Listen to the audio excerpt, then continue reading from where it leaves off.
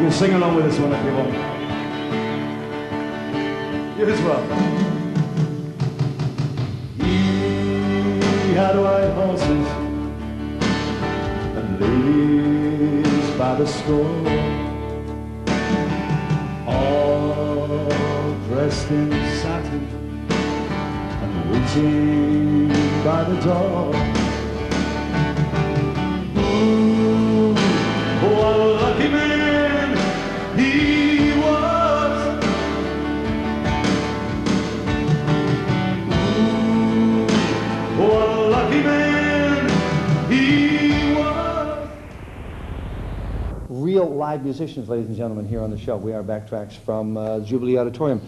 Do you know much about this building? I don't know. Home of the Edmonton Symphony. Is that right? Do you remember who the first rock and roll band to kind of play with the Edmonton Symphony? Who was that? No. Procol Harum. Was it really? This was the building. Was it really? The very building. Well, there you go. You see, a man of knowledge you are.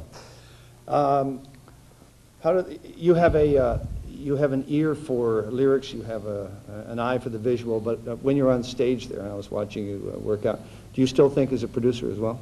It's a habit. I can't get out of it. It's when I listen to Keith's keyboards, I always hear if all the parts are there, you know.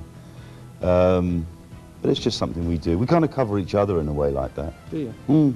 Funny business. I think all of us, everybody in the band's, you know, slightly critical of the other person. So you know, where's that bass line that you had on the record? You know. Was that one of the things that kept getting in the way and eventually caused you to all walk in different directions? No, it wasn't. Well, what happened was at the end of the 70s, I think we just became fatigued. We used to play an average of 180 shows a year.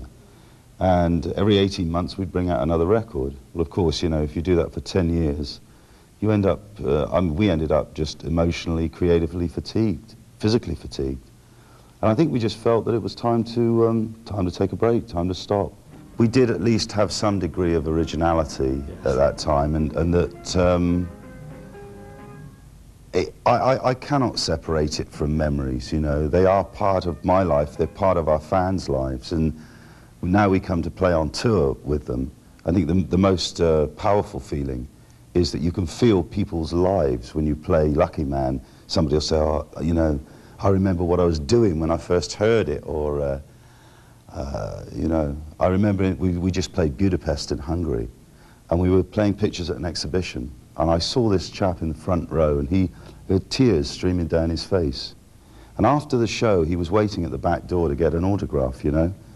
And I went outside and I saw him there, and he was obviously distressed, you know. And I got him inside the stage door, and I said, yeah, you know, it's only music, you know. He said, no, you don't understand. And he told me a story. He'd been put in prison for 3 months by the Russians for owning pictures at an exhibition. And he said, I've waited 15 years to see you, you know.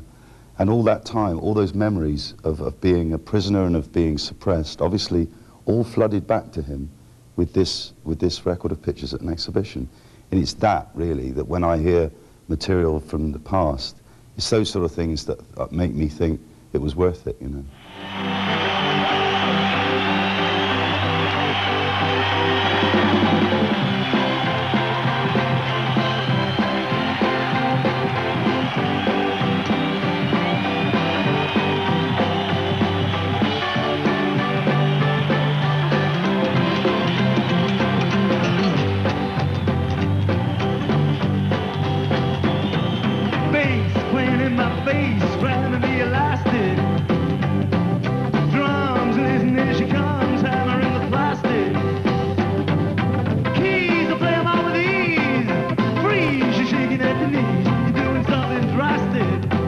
Chasing the fantastic.